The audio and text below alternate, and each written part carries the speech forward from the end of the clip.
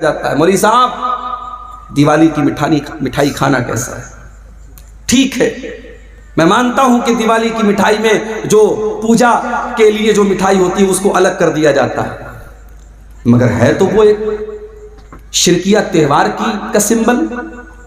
بھئی ہمارے شریعت کے حساب سے اس دنیا کا سب سے بڑا پاپ یہ ہے کہ اللہ کے علاوہ کسی اور کی عبادت کی جائے، اور ظاہر ہے ہمارے غیر مسلم بھائی اگر ہماری بات سن رہے ہوں ان کو برا بھلا کہنا مقصد نہیں ہے، لیکن یہ ہمارا بلیف ہے، ہمارا عقیدہ ہے، ہم شرک کے معاملے میں کمپرومائز نہیں کر سکتے۔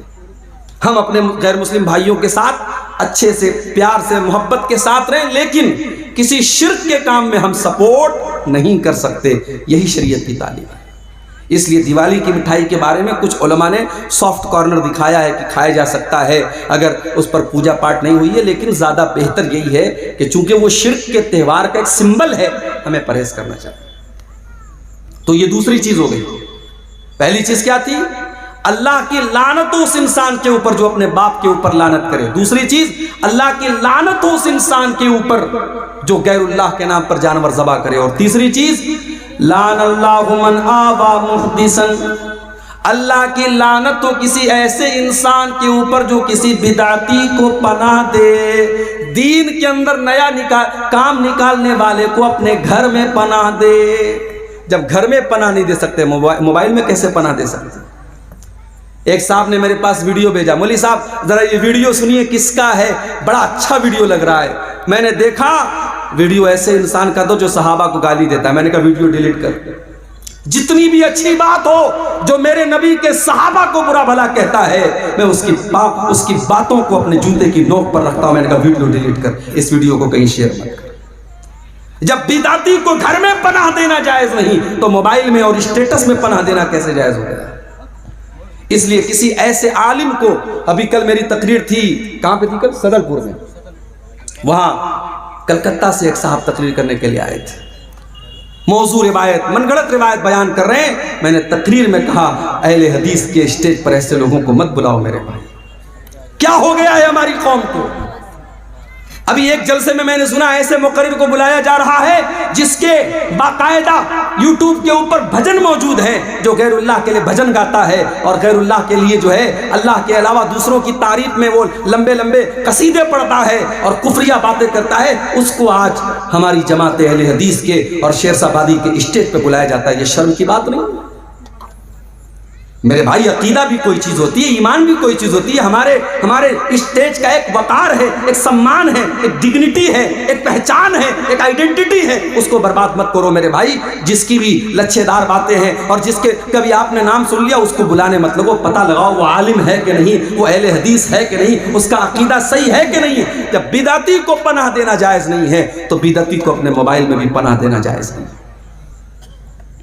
چوتھی چیز وَلَعَنَ اللَّهُ مَنْ غَيَّرَ مَنَارَ الْأَرْضِ، اور اللہ تعالیٰ کی لعنت اس انسان کے اوپر جو زمین کے نشانوں کو مٹا دے، جو اپنے کھیت کے نشان کو مٹا کر کے پڑوسی کے کھیت پر ناجائز قبضہ کر لے، اپنی زمین کے کاغذات میں ہیر پھیر کر کے اپنے بھائی کی زمین پر ناجائز قبضہ کر لے، زمین کے نشانات کو مٹا لے، اس انسان کے اوپر اللہ کی لعنت ہو۔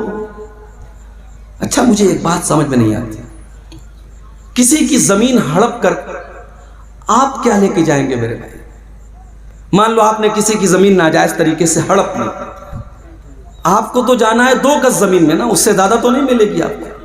اب وہ زمین آپ کی اولاد، آپ کے بچے فائدہ اٹھائیں گے، آپ خود بھی گنہگار ہوئے، آپ کے بچے بھی گنہگار ہوں گے، اور آپ کو ملنے والی بھی چیز نہیں ہے، آپ تو قبر ہی میں جائیں گے۔ ایسی زمین جائیداد کے لالچ کا کیا کرنا ہے میرے بھائی؟ اسی لیے اللہ کے نبی فرماتے ہیں میں ایک انسان ہوں، میرے پاس لوگ زمین و جائیداد کا مسئلہ لے کر کے آتے، ہو سکتا ہے کہ کسی کی چکنی چپڑی بات کو سن کر کے میں اس کے حق میں فیصلہ کر دوں، اے میرے صحابہ کان کھول کر کے سن لو، اگر میں نے غلط فیصلہ کر دیا اور جو حقدار نہیں تھا اس کو میں نے دوسرے کی زمین دے دی تو کان کھول کر کے سن لو، فَإِنَّمَا أَقْطَعُ لَهُ قِطْعَةً مِّنَ النَّارِ، میں زمین کا ٹکڑا نہیں دے رہا ہوں، میں جہنم کی آگ کا ٹکڑا دے رہا ہوں، اس لیے وہ زمین لینے والا کان کھول کر کے سن لے۔ میرے بھائیوں، سب ٹھاٹ پڑا رہ جائے گا جب لاد چلے گا بنجارا، کسی کی زمین جائیداد ناجائز طریقے سے مت ہڑپو۔ آج افسوس کی بات ہے، کچہریوں میں، عدالتوں میں سب سے زیادہ کیس اگر ملے گا مسلمان کا ملے گا، کوئی بھائی کی زمین پر قبضہ کر کے بیٹھا ہے، کوئی بہن کا حق مار کے بیٹھا ہے، کوئی بیٹی کا حق مار کے بیٹھا ہے۔ میرے بھائی ایسا نہ کرو، اللہ کے نبی نے لعنت کی۔ آخری کڑی کے طور پر مجھے آپ کے سامنے حاضر ہونے کا موقع مل رہا ہے۔ آج کی تقریر کا ٹاپک بہت ہی اہم ہے اور سننے کے لائق ہے۔ آپ نے ایک لفظ سنا ہوگا لعنت۔ لعنت کس کو کہتے ہیں؟ لعنت کا مطلب ہوتا ہے اللہ رب العالمین کی رحمت سے کسی کا دور ہو جانا۔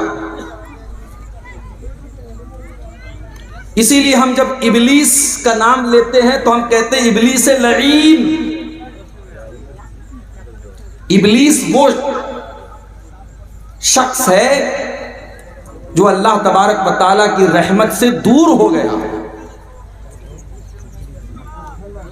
قرآن کریم میں اللہ تعالیٰ نے جب حضرت آدم علیہ السلام کا اور ابلیس کا واقعہ بیان کیا اور اللہ نے فرمایا کہ جب ہم نے آدم کو پیدا کیا اور فرشتوں کو حکم دیا کہ تم آدم کے آگے سجدہ کرو تو سارے فرشتوں نے سجدہ کیا، ابلیس نے سجدہ نہیں کیا۔ ابلیس حالانکہ فرشتہ نہیں تھا، جن تھا، مگر فرشتوں کے ساتھ رہتا تھا، اس لیے جب اللہ نے فرشتوں کو حکم دیا تو ابلیس بھی اس حکم میں شامل تھا مگر اس نے سجدہ نہیں کیا۔ قال ما منعك ان تسجد لما خلقت بيدي استكبرت ام كنت من العالين۔ اللہ نے فرمایا ابلیس، جس آدم کو میں نے اپنے ہاتھوں سے پیدا کیا ہے اور جس کو میں نے سجدہ کرنے کا تم کو حکم دیا تھا، اے ابلیس تم نے میرا حکم کیوں نہیں مانا؟ تم نے آدم کے آگے سجدہ کیوں نہیں کیا؟ ام استکبرتا، اے ابلیس کیا تو بہت بڑا گھمنڈی اپنے آپ کو سمجھتا ہے؟ کیا تو بہت گھمنڈ کر رہا ہے؟ کیا تو اہنکار کر رہا ہے؟ کیا تو تکبر کر رہا ہے؟ ام کنت من العالین، یا تو بہت بڑا ہو گیا ہے، تو بہت اونچا ہو گیا ہے، تو اللہ کے حکم کو بھی نہیں مان رہا ہے؟ ابلیس نے جواب دیا، قال انا خیر منہ خلقتنی من نار وخلقتہ من طین۔ کہا اے اللہ، میں آدم کے آگے کیوں سجدہ کروں؟ تو نے آدم کو مٹی سے بنایا اور مجھے تو نے آگ سے پیدا کیا۔ اے اللہ، آگ کا کام تو اوپر جانا ہے اور مٹی کا کام تو نیچے جانا ہے، مٹی تو پاؤں کے نیچے ہوا کرتی ہے۔ اے اللہ، جب آدم سے میں بہتر ہوں تو میں آدم کے آگے سجدہ کیوں کروں؟ میں نہیں کروں گا۔ اسی لیے علماء کہتے ہیں کہ دنیا میں سب سے پہلے اگر اللہ تبارک و تعالیٰ کے حکم کے مقابلے میں اگر کسی نے لاجک اور قیاس پیش کیا تھا تو وہ ابلیس تھا۔ اللہ کے حکم کے آنے کے بعد اب کوئی لاجک نہیں چلے گی میرے بھائی۔ دین لاجک کا نام نہیں ہے، دین قرآن و سنت کا نام۔ اسی لیے حضرت علی کہا کرتے تھے، لو کان الدین بالرائی لکان اسفل الخف احق بالمسجد۔ حضرت علی کہتے ہیں اگر دین کی بنیاد لاجک پر ہوتی، اگر دین کی بنیاد عقل کے اوپر ہوتی تو موزے پر جب ہم مسا کرتے ہیں تو موزے کے نچلے حصے پر مسا کرتے، اوپر نہ کرتے۔ گندگی تو نیچے لگی ہوتی ہے، گرد و غبار تو نیچے لگا ہوتا ہے، ڈسٹ تو نیچے لگا رہتا ہے، مگر ہم اوپر مسا کرتے ہیں۔ حضرت علی کہتے ہیں کہ دلیل ہے اس بات کی کہ دین کی بنیاد لاجک پر اور عقل پر نہیں ہے۔ دین عقل اللہ اور اس کے رسول کے حکم کے آنے کے بعد اب عقل نہیں چلانا ہے. سب سے پہلے اگر عقل چلائی تھی تو ابلیس نے چلائی تھی. کہ میں کیوں سجدہ کروں آدم کے آگے؟ میں آگ سے پیدا ہوں، آدم مٹی سے پیدا ہے، میں نہیں کر سکتا. قال فخرج منها فإنك رجيم.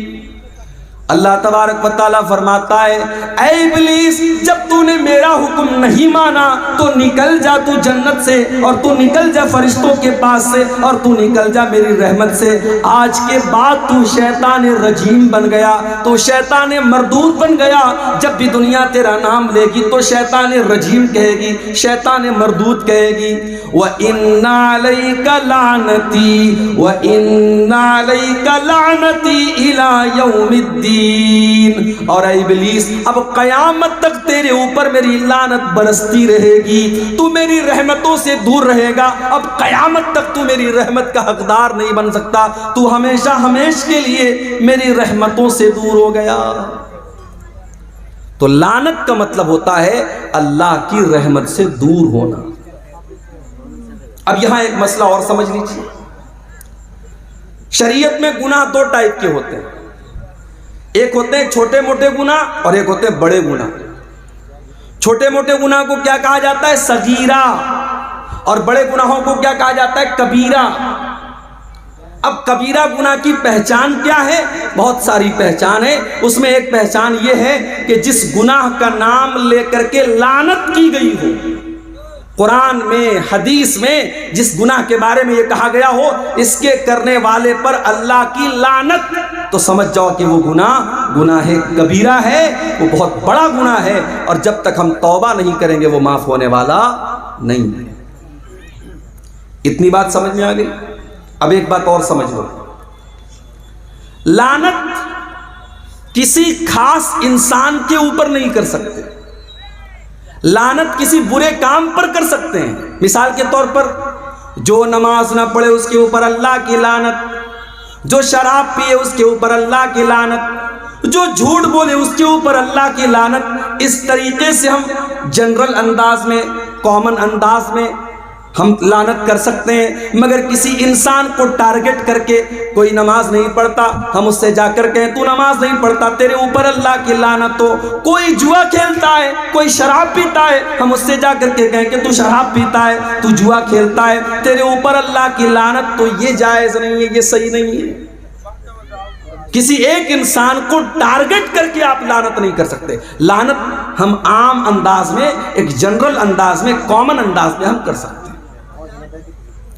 اچھا، کسی چیز کو لعنت نہیں کر سکتے. ایک مرتبہ ایک صحابی جا رہے تھے، راستے سے بہت تیز ہوا چل رہی تھی.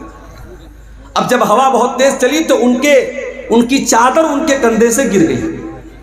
انہوں نے ہوا کے اوپر لعنت بھیجی، کہا لعنت ہو اس ہوا کے اوپر، اس کے چکر میں میری چادر گر گئی. اللہ کے نبی کے کانوں میں صحابی کے جملے پڑ گئے. کہا لا تلعنہا، اے میرے صحابی تم ہوا کے اوپر لعنت مت بھیجو، تم ہوا کے اوپر لعنت مت کرو. فَإِنَّهَا مَأْمُورَةٌ، ہوا اپنے من سے نہیں چلتی ہے، ہوا تو اللہ تعالیٰ کے حکم سے چلا کرتی ہے. اے میرے صحابی، ایک ہوا کے اوپر بھی تمہیں لعنت کرنے کا ادھیکار نہیں ہے. اگر تم نے کسی کے اوپر لعنت کی اور وہ چیز لعنت کے لائق نہیں ہے تو لعنت لوٹ کر کے تمہارے پاس آ جائے گی. تو کسی کو ہم لعنت نہیں کر سکتے، کسی انسان کو، کسی چیز کو ٹارگٹ کر کے لعنت نہیں کر سکتے. برے عمل کے اوپر ہم لعنت کر سکتے ہیں. اب آج کی میری تقریر کا جو ٹاپک ہے، ہم ایسی کچھ چیزیں دیکھیں گے، کچھ ایکٹیویٹیز دیکھیں گے قرآن و سنت کی روشنی میں، جن کے کرنے والے پر اللہ کی لعنت کی گئی ہے. میں انشاءاللہ 15 چیزیں بیان کروں گا. اگر آپ صبر سے سنیں گے، سکون سے سنیں گے، 15 چیزیں بیان کر کے میں اجازت لے لوں گا. تو شروع کرتے ہیں بنا ٹائم ویسٹ کیے. پہلی چیز جس پر اللہ کے نبی نے لعنت کی ہے، کسی زمین یا جگہ کے نشان کو مٹانے والا. مثال کے طور پر آپ کا کھیت ہے، آپ کے کھیت کے بغل میں آپ کے پڑوسی کا کھیت ہے. اب آپ کیا کر رہے ہیں؟ باؤنڈری کو آپ مٹا رہے ہیں تاکہ آپ اس کے کھیت میں 2-4 میٹر 2-4 فٹ آپ اس کے کھیت میں بے ایمانی کر لیں. زمین کے نشان کو مٹانا یہ بھی لعنت والا کام ہے۔ دلیل کیا ہے؟ دلیل بخاری شریف کی یہ حدیث ہے۔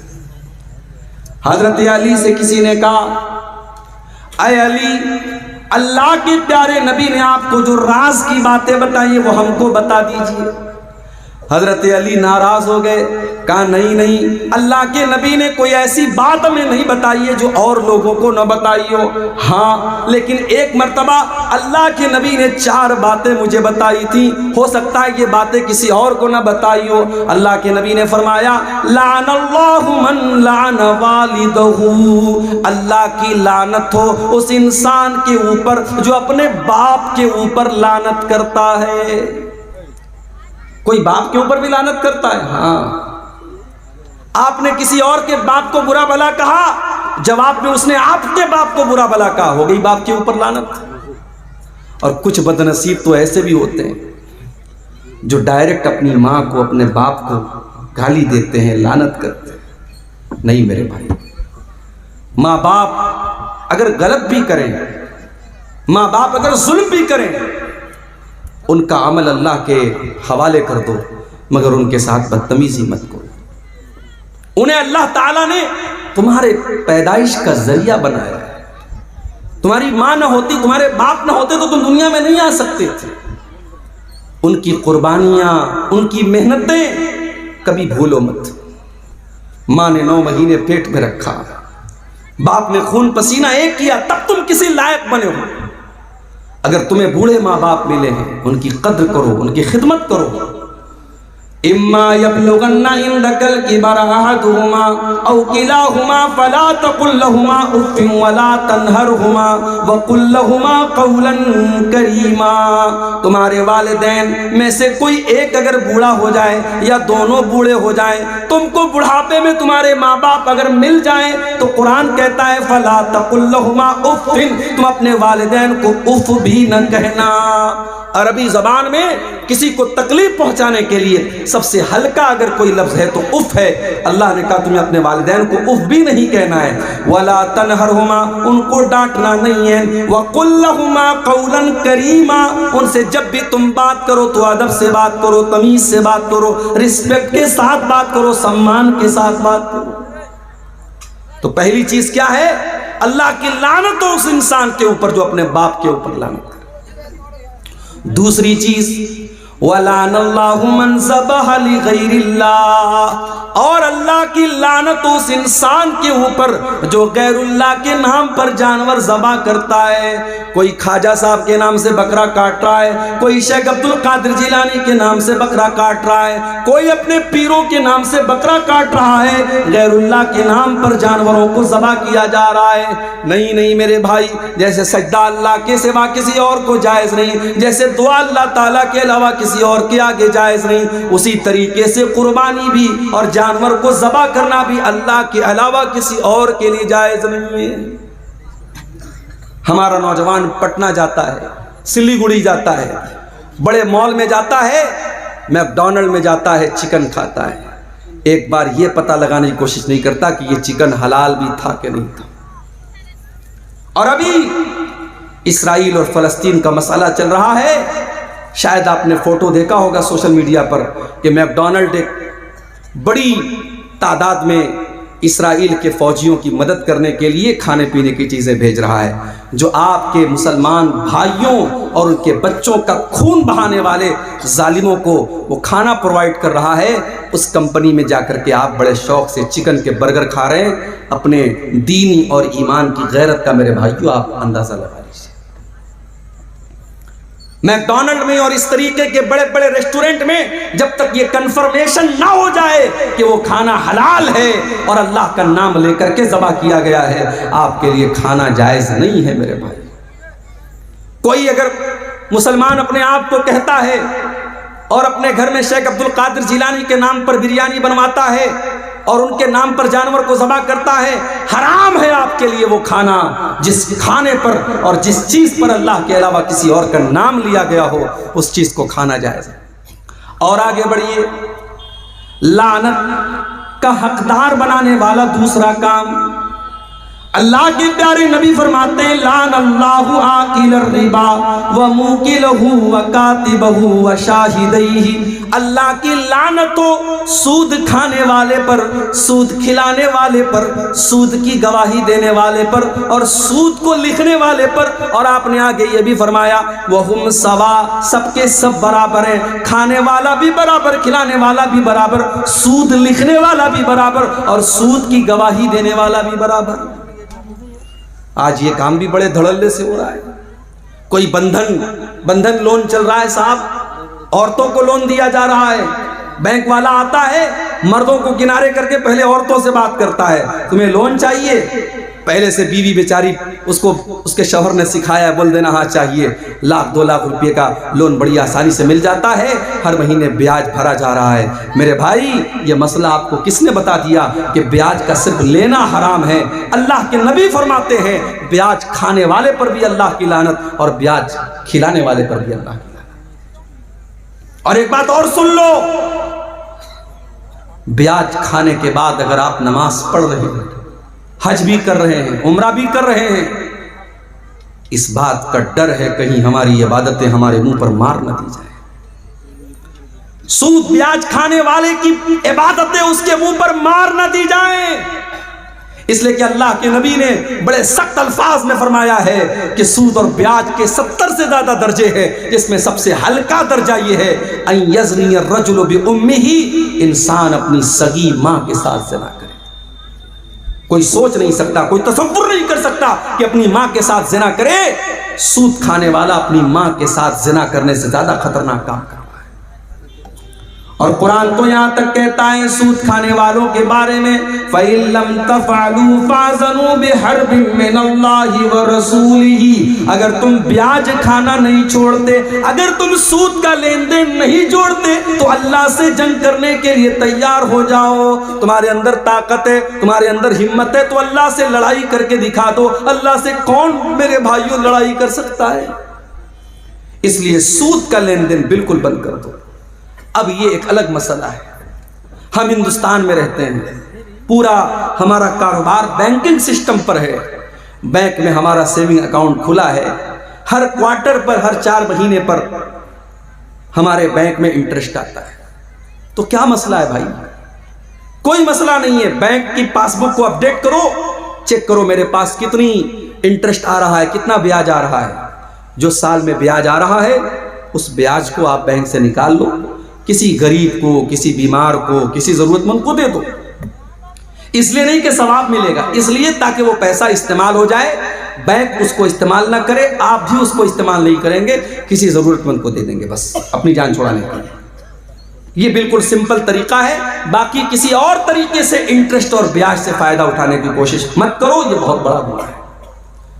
آگے بڑھتے ہیں، تیسری چیز، لعنت کا حقدار بنانے والی تیسری چیز، حضرت عبداللہ بن مسعود فرماتے ہیں لعن اللہ الواشمات والمستوشمات والمتنمسات والمتفلجات، اللہ کی لعنت ہو ایسی عورتوں کے اوپر جو ٹیٹو بنواتی ہیں، ایسی عورتوں کے اوپر جو ٹیٹو بناتی ہیں، اور ایسی عورتوں کے اوپر جو ٹیٹو بنواتی ہیں۔ ٹیٹو بنوانا حرام ہے، مرد بنوائے تب بھی حرام، عورت بنوائے تب بھی حرام۔ آج کل بڑا رواج چلا ہے، شوہر بیوی کے نام کا ٹیٹو بنوا رہا ہے، بیوی شوہر کے نام کا ٹیٹو بنوا رہی ہے۔ حرام ہے ٹیٹو بنوانا۔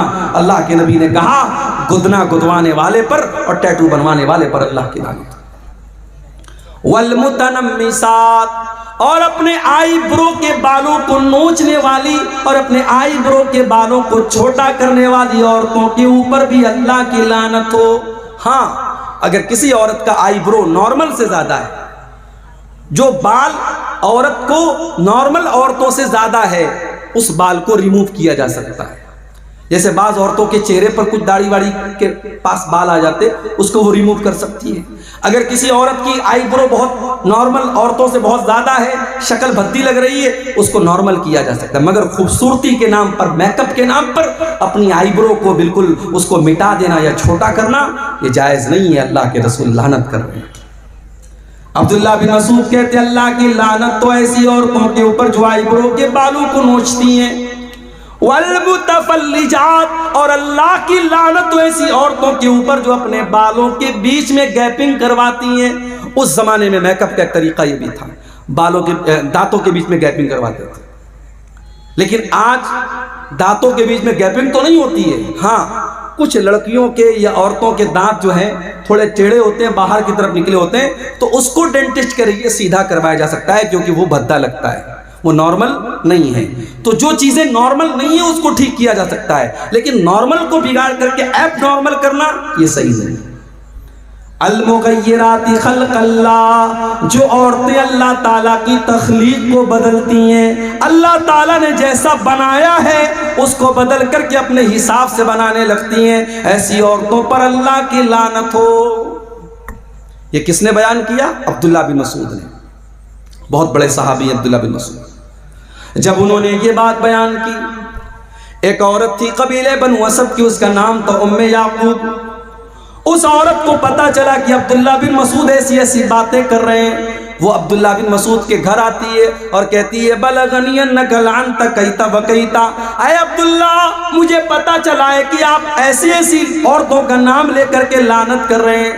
حضرت عبداللہ نے فرمایا بالکل صحیح سنا ہے تم نے، میں آج بھی لعنت کرتا ہوں، اور میں لعنت کیوں نہ کروں جس کے اوپر اللہ کے رسول نے لعنت کی ہے اور جس کا ذکر اللہ نے اپنی کتاب میں قرآن میں کیا ہے۔ او میری پیاری ماں بہنوں، اب ذرا غور سے سننا، میں جو بات بیان کرنے جا رہا ہوں۔ جب اس عورت نے یہ سنا کہ حضرت عبداللہ یہ فرماتے ہیں کہ جن عورتوں کے اوپر قرآن میں لعنت کی گئی ہے میں ان عورتوں کے اوپر لعنت کیوں نہ کروں، تو وہ عورت کیا جواب دیتی ہے؟ وہ کہتی ہے قرأت ما بین الدفتین، اے عبداللہ میں نے پورا قرآن پڑھا ہے، سورہ فاتحہ سے لے کر کے سورہ ناس تک، الحمدللہ رب العالمین سے لے کر کے من الجنت والناس تک۔ اے عبداللہ میں نے پورا قرآن پڑھا ہے، لیکن پورے قرآن میں مجھے کہیں پر ایسی عورتوں کا ذکر نہیں ملا، آپ یہ کہاں سے بیان کر رہے ہیں؟ اس سے پتہ یہ چلا کہ وہ عورت قرآن کی حافظہ تھی۔ آج بہت مشکل ہے، لڑکیاں عام طور سے حافظہ نہیں بن پاتی ہیں، اور بہت ساری لڑکیاں حافظہ بنتی ہیں مدرسے میں، تو جب شادی ہوتی ہے سسرال میں جاتی ہیں، اپنے کچن کا کام کرنے میں، بچوں کو پالنے میں مگن ہو جاتی ہیں، قرآن یاد کر کے بھول جاتی ہیں۔ وہ عورت قرآن کی حافظہ تھی، قرآن کی عالمہ تھی۔ آج ہماری لڑکیاں کہاں ہیں، ہماری بیٹیاں کہاں ہیں؟ کل میں نے صدرپور کے جلسے میں کہا تھا، آج سون برسا میں بھی کہہ رہا ہوں، ہماری سیرشابادی قوم میں مدرسے ماشاءاللہ بہت سارے کھلے ہیں، مگر سارے لوگ اپنی بچیوں کو مدرسے میں نہیں پڑھاتے۔ بہت سارے لوگ اپنے بچیوں کو اسکول میں پڑھاتے، کالج میں پڑھاتے ہیں، اور صحیح ہے، جائز ہے، حرام تو نہیں ہے، پڑھا سکتے ہیں، ضروری نہیں کہ ہر آدمی اپنی بچی کو مدرسے میں ڈالے۔ مگر جو لڑکی آپ کی اسکول میں جا رہی ہے، کالج میں جا رہی ہے، مجھے بس ایک سوال کا جواب دے دو، اس لڑکی کو دین کون سکھائے گا؟ وہ لڑکی کسی حافظ جی کے پاس جا کر کے قرآن پڑھ لے گی تو اس سے دین تو نہیں سیکھے گی، دین کہاں سیکھے گی وہ؟ مجھے لوگوں نے بتایا کہ ہمارے علاقے میں عیدین کی نماز میں عورتوں کا انتظام نہیں ہوتا، عیدگاہ میں عورتوں کا انتظام نہیں ہوتا، مسجدوں میں نے دیکھا 90% مسجدوں میں جمعہ کی نماز میں عورتوں کا انتظام نہیں ہے۔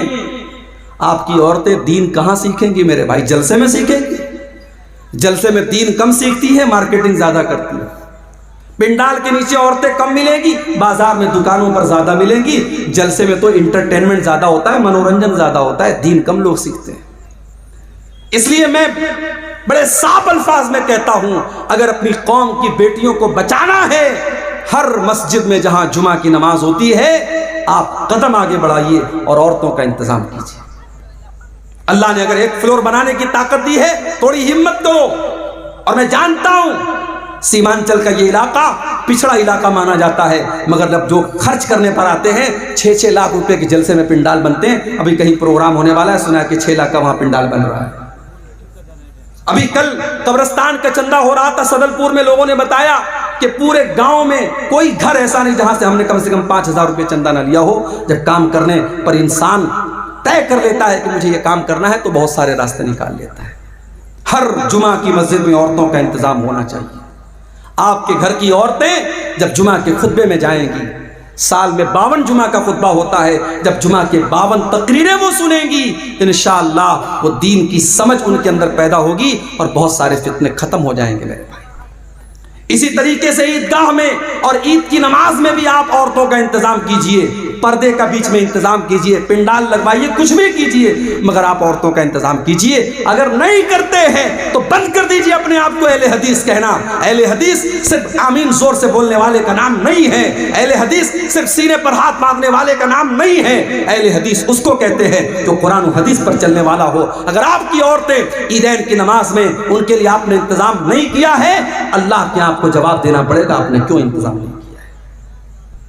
وہ عورت، اس کا نام ام یعقوب تھا، اس نے کہا عبداللہ میں نے تو پورا قرآن پڑھا ہے، پورے قرآن میں نے کہیں پر بھی ان عورتوں کا تذکرہ نہیں پایا جن عورتوں کا نام لے لے کر کے آپ لعنت کر رہے ہیں۔ حضرت عبداللہ نے فرمایا اگر تو نے ڈھنگ سے قرآن پڑھا ہوتا تو ضرور تجھے مل جاتا، کیا تو نے قرآن کے اندر یہ آیت نہیں پڑھی وَمَا آتَاكُمُ الرَّسُولُ فَخُذُوهُ وَمَا نَهَاكُمْ عَنْهُ فَانْتَهُوا، میرا نبی تم کو جو دے دے لے لو اور میرا نبی جس سے منع کر دے رک جاؤ۔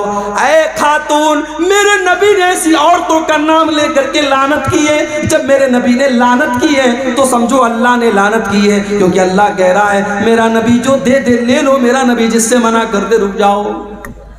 کہتی ہاں اب آپ کی بات سمجھ میں آئی۔ اس کے بعد وہ عورت کہتی ہے اے عبداللہ مجھے پتا چلا ہے آپ کے گھر کی عورتیں بھی ٹیٹو بنواتی ہیں، مجھے پتا چلا ہے آپ کے گھر کی عورتیں بھی آئی برو سیٹ کرواتی ہیں۔ حضرت عبداللہ نے کہا جاؤ میرے گھر کی اگر کسی عورت کا تمہیں یہ عمل مل جائے تو آ کر کے مجھے بتاؤ۔ وہ عورت گھر میں جاتی ہے، پتہ یہ بھی چلا نبی کے دور میں تقریر کرنے والے کا اپنا عمل بھی تقریر کے مطابق ہوتا تھا۔ آج اللہ معاف فرمائے باتیں بہت بڑی بڑی ہیں، مگر جب اندر جھانک کے دیکھو تو پتہ لگتا ہے کہ صرف باتیں ہی باتیں ہیں، عمل بڑا کمزور ہے۔ حضرت عبداللہ نے چیلنج دے کر کہا جاؤ اگر میری کوئی بیوی اگر یہ کام کرتے ہوئے پائی گئی میں اپنے ساتھ اس کو نہیں رکھوں گا۔ عورت اندر سے آتی ہے، کہتی ہے معافی چاہتی ہوں، معذرت چاہتی ہوں، آپ کے گھر کے بارے میں غلط رپورٹ ملی تھی۔ کہا اگر میری کوئی بیوی ایسا کام کرتی نا تو میں اس کو اپنے نکاح میں باقی نہ رکھتا، پھر وہ عبداللہ کی بیوی نہ ہوتی، میں اپنے گھر میں ایسی عورت کو نہیں رکھ سکتا تھا۔ تو میرے بھائیوں، میری ماں اور بہنوں، یہ تیسرا کام ہے جس کے کرنے والے پر اللہ کے رسول نے لعنت کی ہے۔ جو عورتیں گدنا گدواتی ہیں، ٹیٹو بنواتی ہیں یا آئی برو سیٹ کرتی ہیں، ایسی عورتوں پر بھی اللہ کے رسول نے لعنت کی ہے۔ اور آگے بڑھیے، نمبر 4، تصویر بنانے والے کے اوپر بھی اللہ کے رسول نے لعنت کی ہے۔ آپ نے فرمایا لعن اللہ المصور، اللہ کی لعنت و تصویر بنانے والوں کے اوپر۔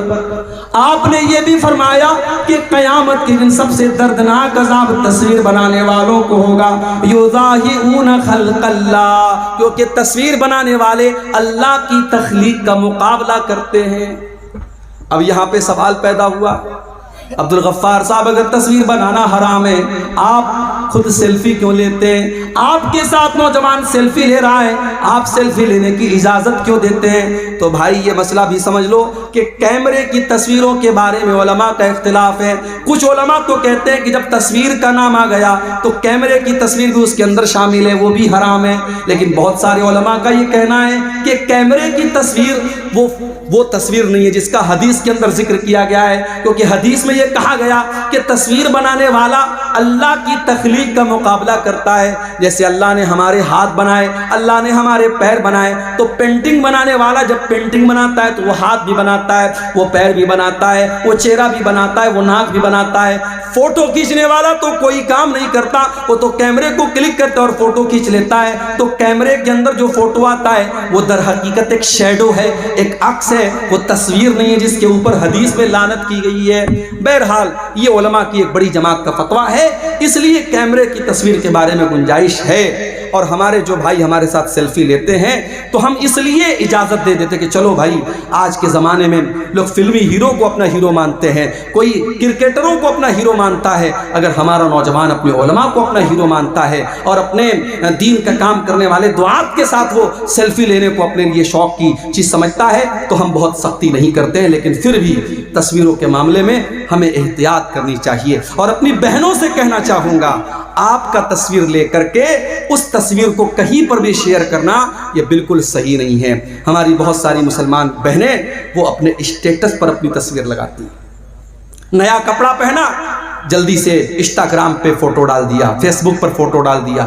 آپ کے اسی کٹیہار اور پورنیہ کی کئی مسلمان لڑکیوں کو میں جانتا ہوں جو بہت فیمس ہیں، انسٹاگرام پر بہت فیمس ہیں، فیس بک کے اوپر بہت فیمس ہیں۔ وہ اس کے پہلے جب ٹک ٹاک چلتا تھا ان کے ویڈیوز بڑے وائرل ہوتے تھے، مسلمان لڑکیاں ہیں اور چھوٹے چھوٹے کلپ بنا کر کے وہ شیئر کرتی ہیں۔ جائز نہیں ہے میری بہنوں آپ کا اپنے جسم کو اور اپنے چہرے کو کسی غیر کے سامنے دکھانا، یہ جائز نہیں ہے۔ اور سوشل میڈیا تو ایک پبلک پلیٹ فارم ہے، کوئی بھی دیکھ سکتا ہے، وہاں پر تو اس طریقے کی چیزیں ڈالنا بالکل بھی جائز نہیں ہے۔ تو تصویر کے معاملے میں بھی ہم بہت احتیاط کریں۔ 4 چیزیں ہو گئی۔ نمبر 5، اللہ کے نبی کے صحابہ کی کو برا بھلا کہنے والے کے اوپر بھی اللہ کی لعنت ہوتی ہے۔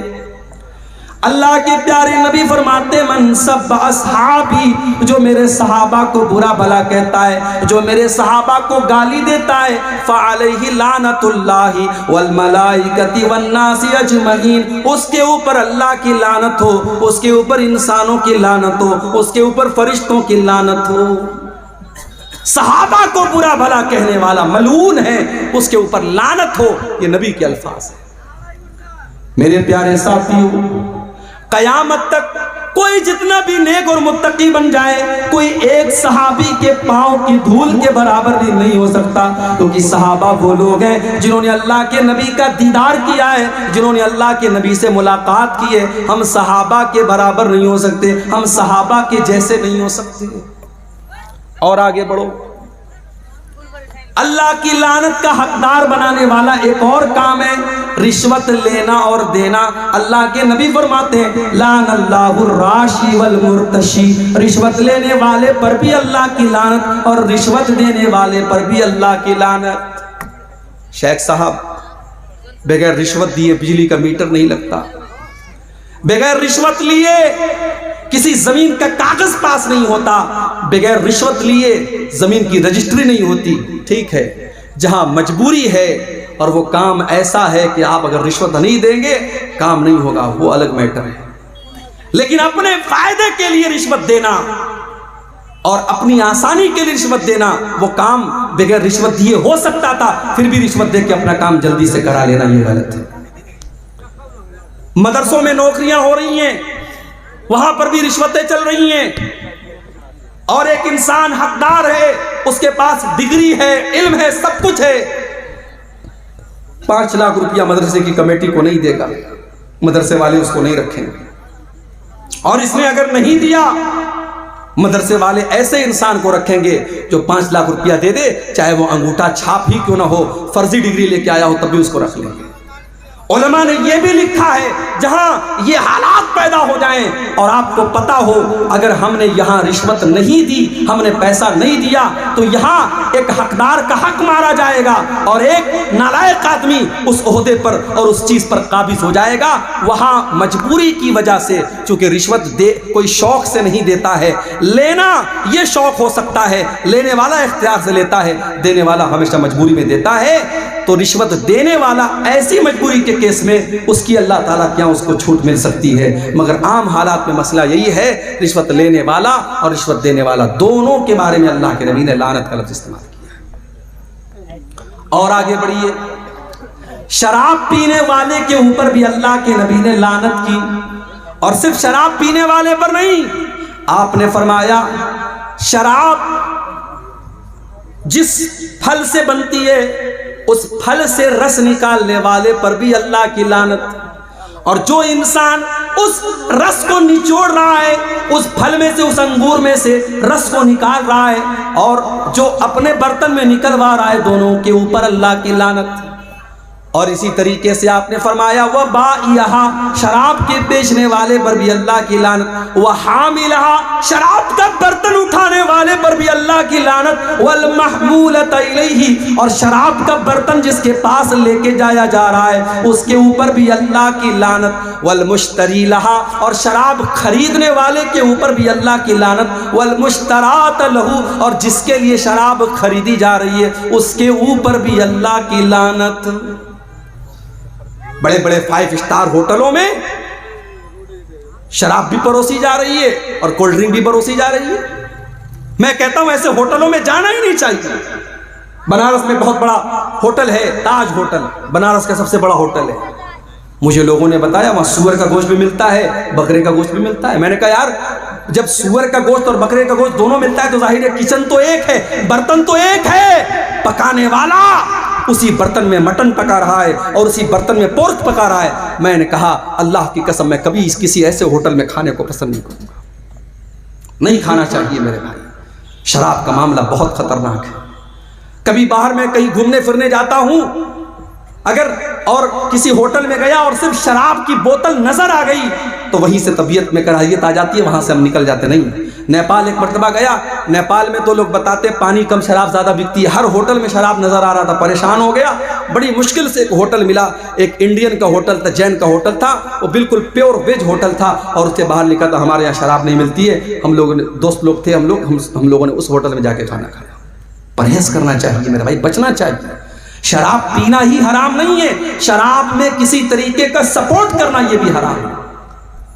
اور آگے بڑھیے، نمبر 8، اللہ کی لعنت کا حقدار بنانے والا 8واں کام، لعن اللہ المتشبہین بالرجال من النساء، اللہ کی لعنت ایسی عورتوں کے اوپر جو مردوں کی نقل کرتی ہیں، وَلَعَنَ اللَّهُ الْمُتَشَبِّهَاتِ مِنَ النِّسَاءِ بِالرِّجَالِ، اور اللہ کی لعنت ایسے مردوں کے اوپر جو عورتوں کی نقل کرتے ہیں۔ عورتیں ہیں پینٹ اور ٹی شرٹ پہن رہی ہیں، پینٹ اور شرٹ پہن رہی ہیں، ٹائٹ کپڑے پہن رہی ہیں، یہ مردوں کی مشابہت نہیں ہے۔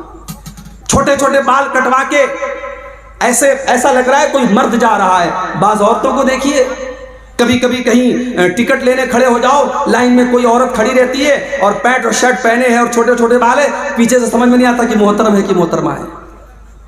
آدمی کنفیوز ہو جاتا ہے کہ یہ آدمی ہے کہ عورت ہے۔ ایسی عورتوں پر لعنت کی اللہ کے رسول نے، اور ایسے مردوں کے اوپر بھی اللہ کی لعنت ہو جن کو بس لپسٹک لگانا باقی ہے۔ ہجڑے تو ایسے ہی بن گئے، داڑھی واڑی تو بالکل صاف ہے، اور بال بھی ماشاءاللہ بعض لڑکوں کے دیکھو تو کافی بڑے بڑے رہتے ہیں۔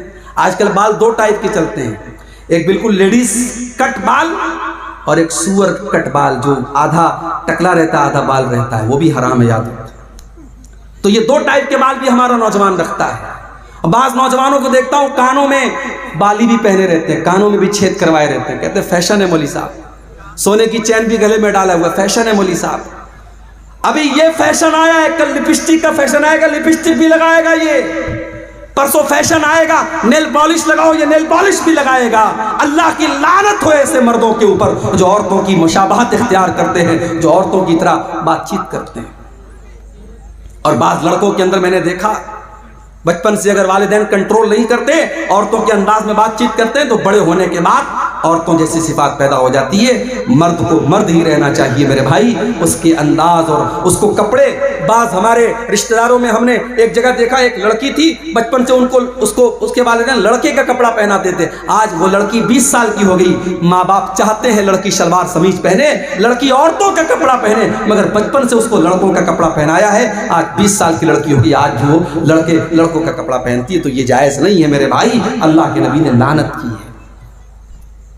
اور آگے بڑھیے، جو بیوی اپنے شوہر کا حق ادا نہ کرے، شوہر کی جسمانی خواہش کو پورا کرنے سے انکار کر دے بنا کسی مجبوری ہو الگ بات ہے، بیوی بیمار ہے یا کوئی نیچرل پرابلم ہے الگ بات ہے، بغیر کسی مجبوری کے شوہر کی جسمانی خواہش کو پورا نہ کرنے والی عورت کے اوپر بھی اللہ کی لعنت ہوتی ہے۔ بخاری اور مسلم کے الفاظ ہیں. اللہ کے پیارے حبیب صلی اللہ علیہ وسلم فرماتے ہیں اذا دعا الرجل امراته الى فراشه، جب انسان اپنی بیوی کو اپنے بستر پر بلائے، فبات فابت، تو عورت انکار کر دے، فبات وهو غضبان علیها، اور شوہر اس حال میں رات گزارے کہ بیوی سے ناراض ہے، اگر شوہر اسی طریقے سے رات گزار دے، لعنت الملائکۃ حتی تصبح، تو صبح تک فرشتے لعنت کرتے رہتے ہیں ایسی عورت کے اوپر. لیکن یہ بات یاد رکھو، اسلام میں ون وے ٹریفک نہیں ہے. اگر عورت کے اوپر یہ فرض ہے کہ وہ مرد کے ایموشن اور جذبات کا خیال رکھے، تو مرد کو بھی چاہیے کہ وہ عورت کے جذبات کا خیال رکھے. یہ نکاح ہے بھائی صاحب، یہ کوئی زبردستی کا سودا نہیں ہے. شوہر بیوی کے جذبات کا خیال رکھے، بیوی شوہر کے جذبات کا خیال رکھے. بیوی کو مشین نہ سمجھا جائے، بیوی کو بچہ پیدا کرنے والی مشین نہ سمجھا جائے، اور بیوی کے ساتھ جانوروں جیسا سلوک نہ کیا جائے. یہ بات بھی یاد رکھی جائے. اگر بیوی کو ہم یہ چاہتے ہیں وہ ہمارے لیے بہترین کپڑا پہنے، خوشبو لگائے، سجے سنورے، تو بھائی صاحب ذرا آپ بھی اپنی اداؤں پر غور کیجئے. آپ تو ایکسپیکٹ کرتے اپنی بیوی سے کہ وہ میرے لیے خود میک اپ کرے، سجے سورے، اور آپ وہی بالکل بد شکل ہو کر کے، بال بالکل پراگندہ ہیں اور بدبو سے اٹے ہوئے ہیں، پسینے سے اٹے ہوئے ہیں، اور اس حالت میں اگر انسان اپنی بیوی کے پاس جاتا ہے تو یہ بھی غلط ہے. حضرت عبداللہ ابن عباس کہتے ہیں کہ جس طریقے سے میری بیوی میرے لیے سجتی اور سنورتی ہے، میں اپنی بیوی کے لیے سجتا اور سنورتا ہوں. تو بیوی شوہر کا حق ادا کرے، شوہر بیوی کا حق ادا کرے. اللہ کے رسول نے ایسی عورت کے اوپر لعنت کی ہے جو شوہر کا حق ادا نہ کرے. اور آگے بڑھیے. غیر فطری طریقے سے اللہ کے بنائے ہوئے نظام کے طریقے کے خلاف اگر کوئی اپنی بیوی کے ساتھ اپنی خواہش پوری کرتا ہے، اس کے اوپر بھی اللہ کے نبی نے لعنت کی ہے.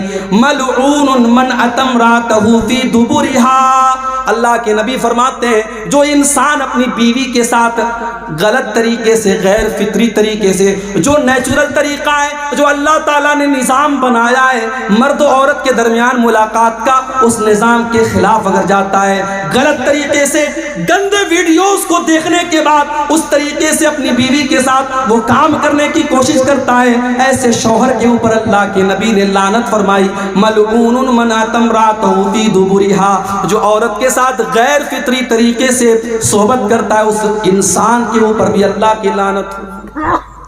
بہت کھول کھول کر کے الفاظ بیان کرنے کی ضرورت نہیں ہے، آپ ہوشیار سمجھدار ہیں. سمجھ لیجئے آج چونکہ ہمارے نوجوانوں میں ایک کریز ہے انٹرنیٹ پر گندے ویڈیوز دیکھنے کا، اس کی وجہ سے بہت سارے لوگ ناجائز اور غلط اور حرام جو طریقے ہیں میاں بیوی سے ملاقات کے وہ اپناتے ہیں. یاد رکھو میرے بھائی، یہ حرام اور ناجائز ہے اور اللہ کی لعنت کو کا حقدار بنانے والا کام ہے. اور آگے بڑھیے. نمبر 11، اللہ کی لعنت کا حقدار بنانے والا 11واں کام، کسی قبر کے اوپر سجدہ کرنا یا کسی قبر کے اوپر مسجد بنا لینا. کلیاچک میں ایک مسجد ہے، اہل حدیث کی مسجد ہے، وہاں باقاعدہ مسجد کے اندر قبر ہے، قبر مسجد کے اندر ہے، اور نماز ہو رہی تھی، میں گیا، مجھ سے امام صاحب نے دھیرے سے کہا مولوی صاحب یہاں قبر ہے، آپ تھوڑا سا تقریر میں بول دیجئے گا. بہت سارے علماء یہاں بول کے گئے لیکن اصلاح نہیں آئی. میں گیا، میں نے کھلے عام تقریر میں کہا یہ حرام ہے اور آپ کی نماز خطرے میں پڑ رہی ہے، آپ کی نماز قبول نہیں ہوگی اگر آپ مسجد کے اندر سے اس قبر کو نہیں نکالیں گے. بہرحال اللہ تعالیٰ نے توفیق دی ان لوگوں کو. بعد میں جب میں گیا تو لوگوں نے بتایا کہ اس قبر کو وہاں سے نکال کے انہوں نے مسجد کے کیمپس سے باہر کر دیا. ضرورت پڑنے پر قبر کو ٹرانسفر کیا جا سکتا ہے. اگر مان لیجئے کسی ایسی جگہ قبر ہے کہ وہاں قبر ہونا مناسب نہیں ہے تو قبر کے اندر جو مردے کی ہڈیاں وغیرہ ہیں ان کو احترام کے ساتھ کسی کپڑے میں رکھ کر کے دوسرے قبرستان میں دفن کی جا سکتی ہے ضرورت پڑنے پر. تو قبرستان کے اوپر مسجد نہیں بن سکتی اور مسجد میں قبر نہیں بن سکتی. اللہ کے نبی نے لعنت کی ہے. لعن اللہ الیہود والنصارى اتخذوا قبور انبیائہم مساجد. اللہ کی لعنت و یہود و نصارہ کے اوپر، انہوں نے اپنے نبیوں کی قبروں کو مسجد بنا لیا. وہ اپنے نبیوں کی قبروں پر سجدہ کرنے لگے، انہوں نے اپنے نبیوں کی قبروں کے اوپر سجدہ کرنا شروع کر دیا. اللہ کے نبی نے دعا بھی کی تھی، اللہم لا تجعل قبری وثنا یعبد. اے اللہ تو میری قبر کو بت نہ بننے دینا، اے اللہ میری قبر کو تو بت نہ بنا دینا، جس کی عبادت کی جائے، جس پر سجدہ کیا جائے، جس کی پوجا پاٹ کی جائے، اے اللہ تو میری قبر پر یہ سب کام نہ ہونے دینا۔ اور آج اللہ کا شکر ہے دنیا کی بہت ساری طاقتیں لگی ہوئی ہیں، اللہ حفاظت کرے سعودی عرب کی حکومت کی۔ آج اگر یہ حکومت نہ ہوتی تو شاید جو منظر ہم اجمیر میں دیکھتے ہیں، جو منظر ہم ہندوستان میں بزرگوں کی قبروں پر دیکھتے ہیں، شاید اس سے کہیں زیادہ خطرناک منظر مدینے کا ہوتا، اور نبی کی قبر پہ سجدے ہو رہے ہوتے۔ وہاں 24 گھنٹے پولیس کے لوگ کھڑے ہیں، سیکیورٹی کے لوگ کھڑے ہیں، اور اگر کوئی کسی بھی طریقے کا شرکیہ کام کرے تو میرے بھائیوں، قبر کے اوپر مسجد بنانا یا قبر کے اوپر سجدہ کرنا یہ بھی اللہ کی لعنت کا حقدار بنانے والا کام ہے۔ نمبر 12، حضرت لوط علیہ السلام کی قوم جو کام کرتی تھی، مرد کا مرد کے ساتھ، لڑکے کا لڑکے کے ساتھ تعلق قائم کرنا، حرام کام کرنا، بدکاری کا کام کرنا، ہومو سیکسولیٹی، یا آج کی زبان میں جس کو ہم کہہ سکتے ہیں ہم جنسی، یا ہندی میں کہہ سکتے ہیں سم لینگنگتا، جس کو آج دنیا کی عدالتوں نے اس کو صحیح قرار دے دیا ہے، لیکن اللہ کے نبی نے لعنت قرار دی ہے۔ مسند احمد کی روایت ہے، آپ نے فرمایا لعن اللہ من عمل قوم لوط، لعن اللہ من عمل قوم لوط، لعن اللہ من عمل قوم لوط، اللہ کی لعنت اس انسان کے اوپر جو حضرت لوط علیہ السلام کی قوم والا عمل کرتا ہے۔ دنیا میں سب سے پہلے یہ کام اگر کسی نے کیا تھا، لوط علیہ السلام کی قوم نے کیا تھا، اور جب حضرت لوط نے ان کو سمجھایا تھا تو یہ کہا تھا کہ تم اس گناہ کی شروعات کر رہے ہو، آج تک دنیا میں یہ گناہ کسی نے نہیں کیا جو گناہ تم کر رہے ہو۔ اللہ نے تمہارے لیے عورتوں کو بنایا ہے، تمہارے لیے اللہ نے جائز طریقہ بنایا ہے، تم ناجائز طریقہ اپنا رہے ہو۔ تو قوم کے لوگوں نے مذاق اڑایا تھا اور کہا تھا یہ تو بڑے پاک صاف لوگ ہیں، یہ تو اپنے آپ کو بڑے صاف ستھرے سمجھتے ہیں۔ اور اللہ کا جب عذاب آیا میرے بھائی، پتھروں کی بارش ہوتی ہے، اس قوم کے اوپر پتھروں کی بارش ہوتی ہے، اور پوری قوم کو اللہ تعالیٰ الٹ دیتا ہے، اور پوری قوم کا نام و نشان مٹ جاتا ہے۔ آج بھی یہ کام ہو رہا ہے، بہت سارے نوجوان اس گندگی میں مبتلا ہیں۔ اس حدیث کو میرے بھائیوں اپنے سامنے رکھو، جو یہ کام کرے اس کے اوپر اللہ کی لعنت ہو۔ اور اسلامی حکومت اگر ہے اور کوئی کام یہ کام کرتا ہوا اگر کوئی لڑکا پایا گیا تو اسلامی حکومت میں اس کی سزا سزائے موت ہے۔ اللہ کے نبی کی حدیث ہے کہ لوط علیہ السلام کی قوم والا عمل اگر کوئی لڑکا لڑکی کرے تو فاعل اور مفعول کو، جو کر رہا ہے اور جو کروا رہا ہے، دونوں کو قتل کر دیا جائے۔ اسلامی حکومت میں اتنی خطرناک سزا ہے، یہ بہت بڑی بدکاری اور بے حیائی کا کام ہے۔ اللہ تعالی ہمارے تمام نوجوانوں کی اس سے حفاظت فرمائے۔ تو یہ 12ویں چیز ہے کہ جو یہ حضرت لوط علیہ السلام کی عمل والا، ان کی قوم والا جو عمل کرتا ہے، اس عمل کرنے والے پر بھی اللہ کے نبی نے لعنت کی ہے۔ اور آگے بڑھیے، اپنے باپ کے بجائے کسی اور کی طرف اپنی نسبت کرنا، اپنے والد کے بجائے کسی اور کو اپنا والد بنانا۔ جیسے آج کے دور میں بہت سارے لوگ بچوں کو ایڈاپٹ کر لیتے ہیں، بچوں کو پال لیتے ہیں۔ اب بچے کا باپ کوئی اور ہے، لیکن جو انسان پالتا ہے، جو پرورش کرتا ہے، اسی انسان کا نام اس کے نام کے ساتھ جڑ جاتا ہے۔ باپ کا نام تھا عبداللہ، لیکن پالنے والے کا نام محمد تھا، تو یہ اپنے باپ کی جگہ محمد کا نام لکھتا ہے، عبداللہ کا نام نہیں لکھتا ہے۔ یہ اتنا خطرناک کام ہے۔ اللہ کے نبی فرماتے من ادعا الی غیر ابیہ، جو اپنے باپ کے بجائے کسی اور کا نام اپنے باپ کے نام کی جگہ جوڑے، ومن تولا من غیر موالیہ، اور جو غلام اپنے مالک کے بجائے کسی اور کو اپنا مالک قرار دے، فعلیہ لعنت اللہ والملائکۃ والناس اجمعین، تو ایسے انسان کے اوپر اللہ کی لعنت ہو، فرشتوں کی لعنت ہو، اور تمام لوگوں کی لعنت ہو، تمام لوگوں کی لعنت ہو اس انسان کے اوپر جو اپنے اوریجنل باپ کی جگہ کسی اور کو اپنا باپ قرار دے۔ اسی لیے بڑی سختی ہے، اگر آپ بچے کو اڈاپٹ کرتے ہیں تو علماء کا فتویٰ موجود ہے اور قرآن کی آیتیں موجود ہیں کہ اس کی ولدیت کی جگہ آپ اوریجنل باپ کا نام لکھیں گے۔ اب ہمارے ہاں بڑا مسئلہ ہے، آپ آدھار کارڈ بنوائیں گے، اس پہ اوریجنل باپ کا نام چڑھوائیں گے تو مسئلہ پیدا ہوگا۔ تو آدھار کارڈ وغیرہ میں مجبوری کے طور پر آپ اپنا نام جوڑ سکتے ہیں، مگر جہاں اسلامی پوائنٹ آف ویو سے ضرورت پڑے گی، مثال کے طور پر نکاح کے ٹائم یا مثال کے طور پر کوئی گواہی کے ٹائم، تو وہاں ولدیت میں جو اوریجنل باپ ہے اسی کا نام دیا جائے گا۔ پالنے والا، پرورش کرنے والا، وہ باپ نہیں ہو سکتا ہے. اس کو احترام میں وہ لڑکا باپ ابا جان کہہ سکتا ہے, ابو کہہ سکتا ہے, پاپا کہہ سکتا ہے, مگر اوریجنل اس کا جو باپ ہے وہ وہی رہے گا جس نے اس کو جنم دیا ہے, جو اس کا باپ ہے. اسی طریقے سے 14ویں چیز میرے بھائیوں جو اللہ کی لعنت کا حقدار بناتی ہے, حلالہ کرنے والا اور کروانے والا. حلالہ سمجھتے ہیں؟ نام سنا ہے حلالہ کا؟ کسی نے 3 طلاق دے دی اپنی بیوی کو, ایک ساتھ 3 طلاق. ہمارے یہاں مسئلہ کیا ہے قرآن و حدیث کی روشنی میں؟ اگر کوئی ایک ساتھ 3 نہیں 300 طلاق دے دے وہ ایک ہی مانی جائے گی. کیوں؟ کیونکہ طلاق ایک مرتبہ میں ایک ہی ہوتی ہے, ایک سے زیادہ نہیں ہوتی ہے. طلاق کا ایک پروسیس ہے. اگر کسی نے اپنی بیوی کو طلاق دیا ہے تو اب 3 مہینے تک وہ دوسری طلاق نہیں دے سکتا. 3 مہینے تک وہ دوسری طلاق دے ہی نہیں سکتا. اگر 3 مہینے کے اندر وہ دوسری طلاق دے گا تو وہ دوسری نہیں مانی جائے گی. ایک طلاق دے گا انسان, اب 3 مہینے کا ٹائم ہے. اگر 3 مہینے کے اندر رجوع کر لیا اچھی بات ہے, رجوع کر لیا بیوی رہے گی. اگر 3 مہینہ گزر گیا اور رجوع نہیں کیا تو نکاح ختم ہو گیا, نیا نکاح ہوگا, نیا مہر ہوگا. پھر آئندہ کبھی زندگی میں جھگڑا ہوگا اور طلاق دے گا, وہ دوسری طلاق ہوگی. یہاں سارا سسٹم گڑبڑ کر دیا, طلاق طلاق طلاق. غصے میں بیوی کو طلاق طلاق بول دیا. اب اپنے مولوی صاحب کے پاس گیا, مولوی صاحب نے کہا حلالہ کرانا پڑے گا, حلالہ کرانا پڑے گا. اور حلالہ کا طریقہ کیا ہے؟ ایک رات کے لیے تمہاری بیوی کسی سے شادی کرے گی, ایک رات تک وہ ساتھ میں رہے گا اور اگلے دن وہ طلاق دے دے گا. پھر عورت عدت گزارے گی, پھر تم اس سے شادی کر لینا. یہ کتنی کھلم کھلا, کتنی بڑی بے غیرتی اور بے حیائی اور زناکاری ہے. اور آج پوری دنیا میں اسلام کی امیج کو خراب کرنے کا کام کیا ہے. کتنی فلمیں بنی ہیں اس کے اوپر, کتنی ویب سیریز بنی ہیں اس کے اوپر. حلالہ اتنا گندا کام ہے میرے بھائیوں. اللہ کے نبی نے فرمایا لعن اللہ المحلل والمحلل له.